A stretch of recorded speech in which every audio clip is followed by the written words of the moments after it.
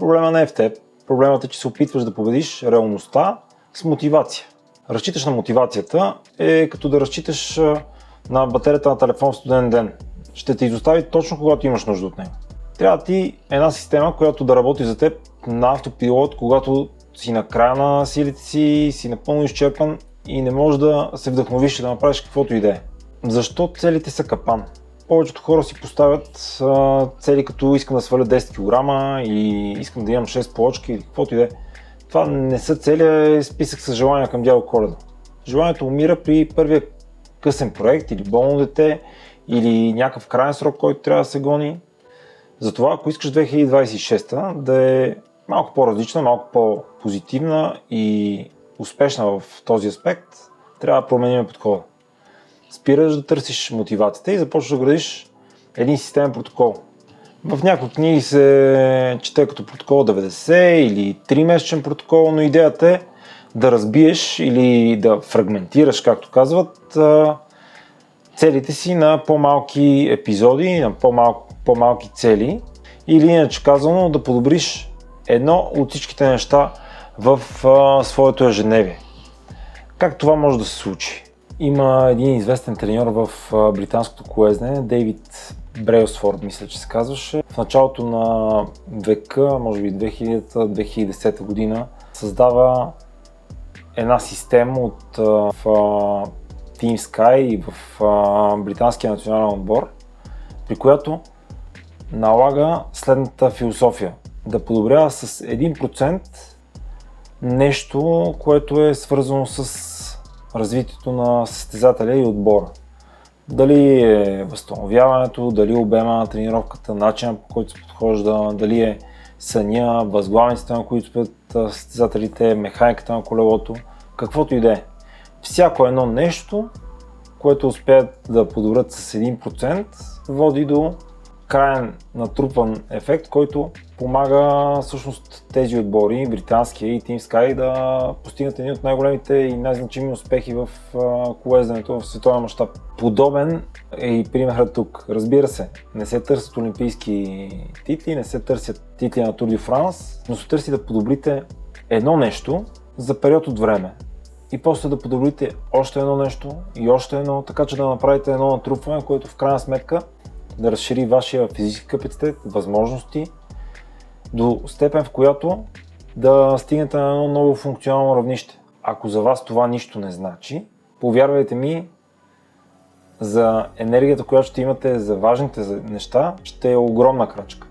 Същия е и принципът, който стои зад това да разбиеш голямата си цел на фрагменти, да достигнеш до утопичните 7 часа сън или да имаш белтъчини и зеленчуци във всяко хранене, или да правиш 3 тренировки седмично, или да пиеш достатъчно вода, или да правиш магическите 10 000 крачки. Хора, с които съм работил, едно момче програмист, което успяше да тренира системно 2-3 пъти, дори някой път 4 пъти в седмицата. Но преди да дойде да тренира при мен, той каза, че е свалил 10-15 кг. Когато го попитах какво промени, той каза просто, че си е поставил за цел за период от 6 месеца да прави по 10 000 крачки всеки ден, независимо какво е времето, колко задачи има, какъв проект му се е паднал, какво има да се прави вкъщи. Той каза, че си е взимал от тия 10 000 крачки. Така че ето един пример за това как нещо малко може да доведе до голяма разлика за сравнително кратък период от време, тъй като 6 месеца, за да загубиш 10-15 кг, без да имаш структуриран хранителен план, без да имаш особени силови тренировки, тъй като това се е случило дори преди да започнем да спортуваме заедно, е голяма крачка. Имам и противоположния пример. Вечният дебютант. Човек, който започва от начало на всеки 6 месеца или една година. Здрасти, как си? Започваме ли? Да, започваме. Много съм се надъхал този път. И всичко стихва точно след няколко седмици. Това е което се случва с голяма част от хората, които ще видя другата седмица в залата. Аз или мой колега ще им каже, че е хубаво да тръгнат малко по-леко, те няма да го послушат, тежки мускулни трески. Нещо, на което ще обърна внимание в друго видео. Един вид съзнателно взето решение, че това не е за мен. А истината, че грешката е в подхода и в прегарянето. Та за да не ставате жертва на тази картина, е хубаво да начертаете в съзнанието си две основни картини. Едната, това какво би се случило с вас, ако спазвате това, което сте планирали за следващите 3 до 6 месеца, какъв би бил живота ви, енергията ви, начинът, по който се чувствате, отношението, вашето отношение към себе си, отношението на другите към вас със сигурност малко или много също ще се промени. И другата картина е така наречената апокалиптична картина или картина на примирението. Това е какво ще се случи с мен, ако продължа по същия начин. Нови 3 кг отгоре, още по-ниски енергийни нива, по-високи нива на холестерола, на кръвната захар, трудна за разчитане дори хормонална картина и съответно цял низ от последствия, които носите на гърба си като една тежка раница ежедневно и тази раница е не само физическа, но и емоционална. И сега е момента, в който да прецените как бихте могли да я оставите, как бихте могли да се лишите от нея. Едната картина и другата. Ползвайте ги като стимул и като вдъхновение за това да продължите. Какво представлява протокол 90? Това са 3 месеца, в които изолирате шума. И правило номер 1 е една основна цел. Не се опитвайте в един и същи период да станете атлети, да спрете захарта, да спрете цигарите, да започнете да четете 50 страници на ден, да медитирате. Това е едно жонглиране на твърде много топки, което трудно може да осъществите. Примерно, поставете си за цел да правите 3 тренировки за 10-12 седмици, силови тренировки или бегови. Това е един нов стандарт. Ако го вдигнете веднъж, задръжте го. Както казвам в залата, вдигнеш ли го, дръж го. Един ключов навик е средата. Знаете ли защо се проваляме? Защото средата ни е настроена срещу нас. Ако вечерта телефонът е в ръката ви до 1 часа, вие вече сте се провалили. Провалили сте тренировката за утре, възможността да направите 7 часа сън и да възстановите тялото си. Късите видеа са евтин допамин.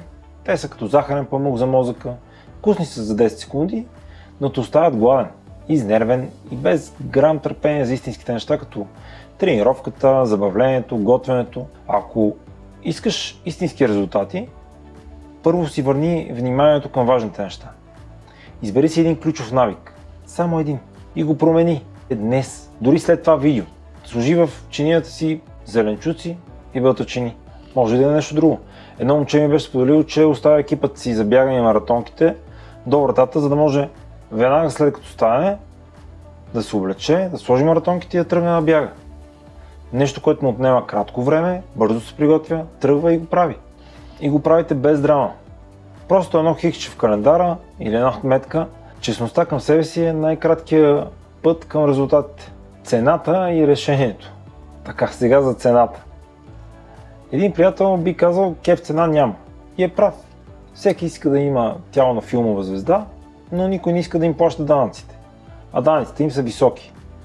В рубриката Добрата новина обаче, твой данък тук не е толкова висок.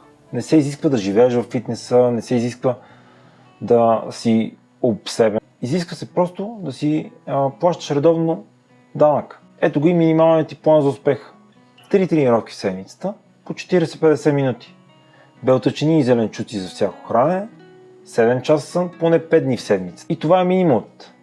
Всичко останало би било бонус. В заключение искам да споделя една мисъл, която често казвам и на хората, които идват да тренират в залата, когато стане въпрос за мотивация, за дисциплина, за желание, за, както казват на Запад, драйв или някакъв вид стремеж.